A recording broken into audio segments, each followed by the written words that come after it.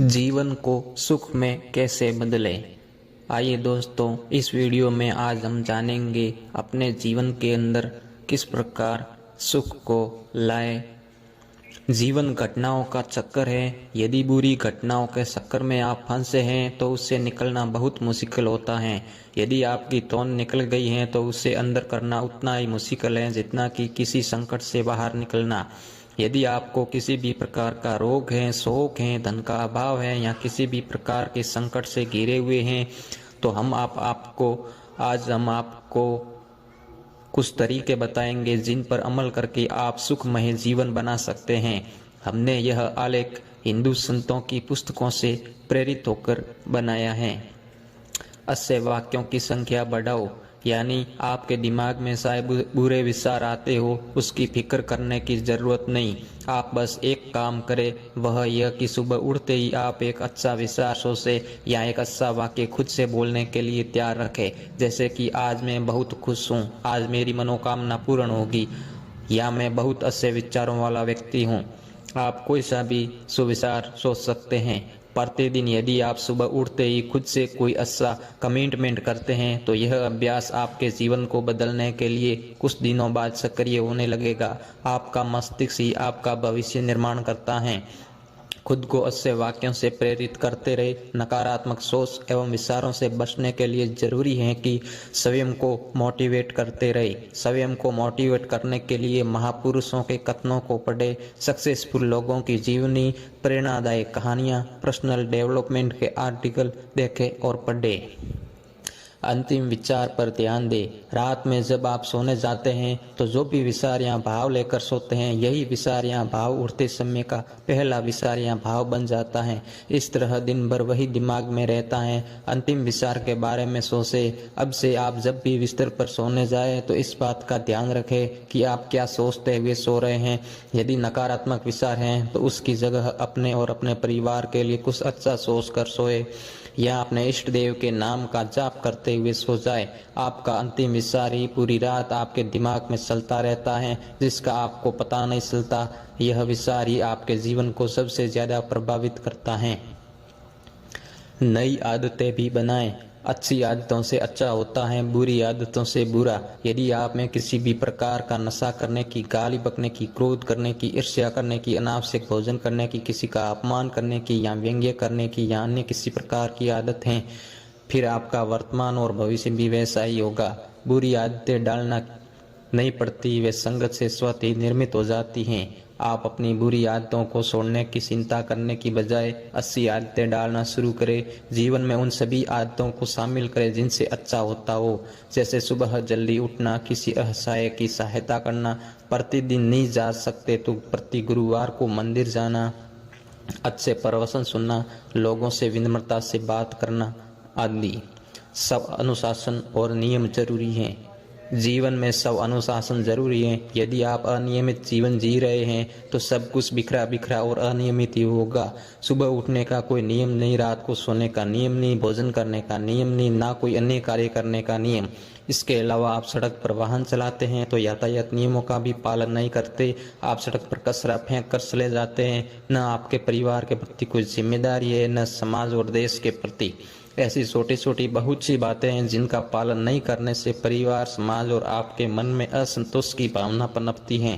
व्यवस्था बिगड़ जाती है, जिसके चलते आत्मविश्वास भी जाता रहता है।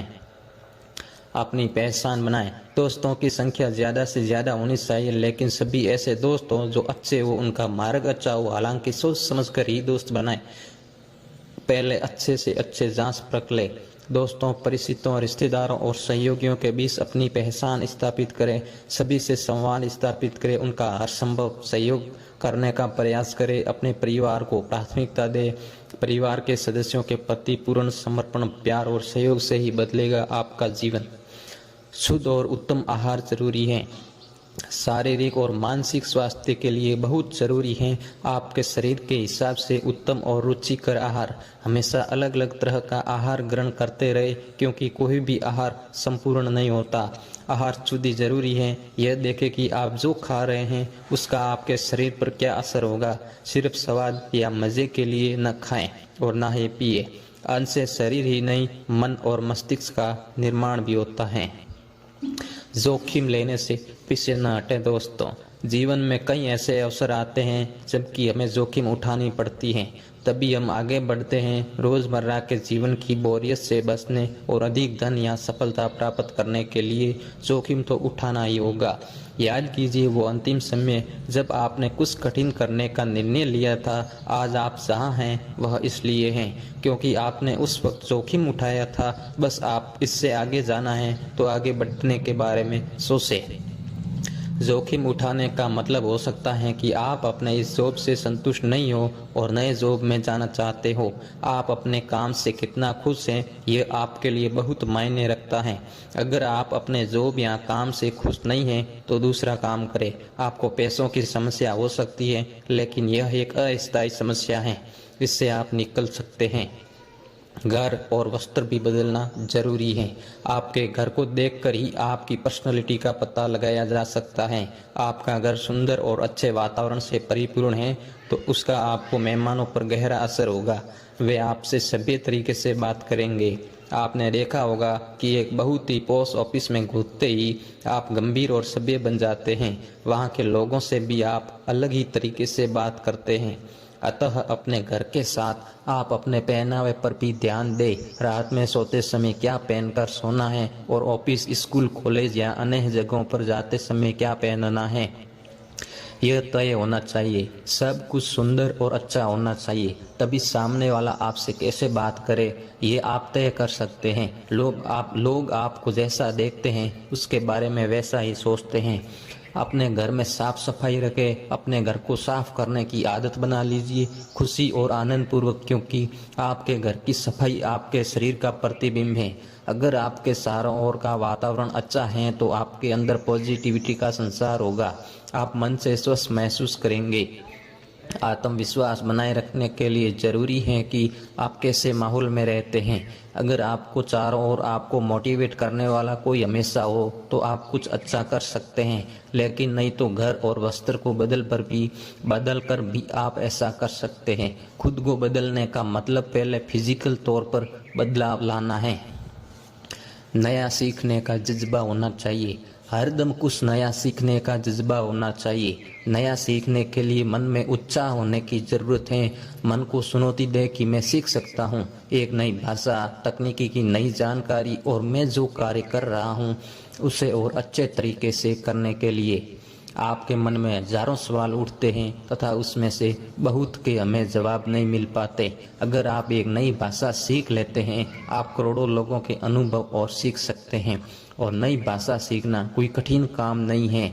अगर आपको यह कह दिया जाए कि आपको 1 करोड़ रुपए देंगे यदि 10 दिन में अंग्रेजी या तमिल भाषा सीख लेंगे तो हर कार्य सफलता पाने की कोशिश करते रहना चाहिए। सीखना कभी नहीं छोड़ना चाहिए। लिखने की आदत डालें। आप एक डायरी, एक ब्लॉग या एक पुस्तक लिखने के बारे में सोच सकते हैं। डायरी लिखें तो अपने विचारों, लक्ष्यों, कार्यों को लिखने की आदत डालें। डायरी बनाने से आपके लक्ष्य को सही दिशा मिलती है। यह आपके सहायक की तरह काम करती हैं। इसके लिए आपको कुछ नहीं, बस एक पेन और नोटबुक चाहिए। दूसरी बात, बहुत से ऐसे सकारात्मक विचार या जानकारियाँ आपके पास होती हैं जिसे आप दूसरों के साथ शेयर करना चाहेंगे, तो इसके लिए आप कभी कभी ब्लॉग भी लिखें। आप ब्लॉग किसी भी सब्जेक्ट पर लिख सकते हैं। यह बहुत ज़रूरी है कि आपके उस लेखन से किसी की भावनाएं आहत न हो। आप क्या सोचते हैं कि आप में टैलेंट नहीं है तो आप गलत सोचते हैं। इसको साबित करने के लिए आप बुक या ई बुक लिखना शुरू कर दें। हर मनुष्य में कोई न कोई टैलेंट होता ही है। ज़रूरत है बस उसको पहचानने की।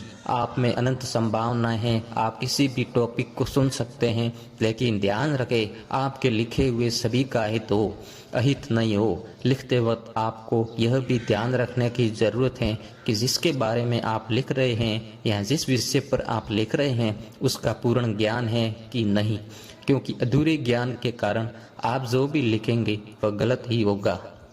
बोलने की कला जरूरी। बोलना सिर्फ मनुष्यों का गुण है और तार्किक और तथ्यपूर्ण बातें करना एक सभ्य और मनुष्य के गुण हैं।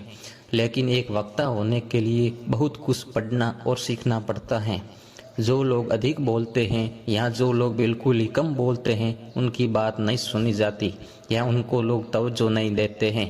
बोलने और भाषण देने की कला सीखना चाहिए।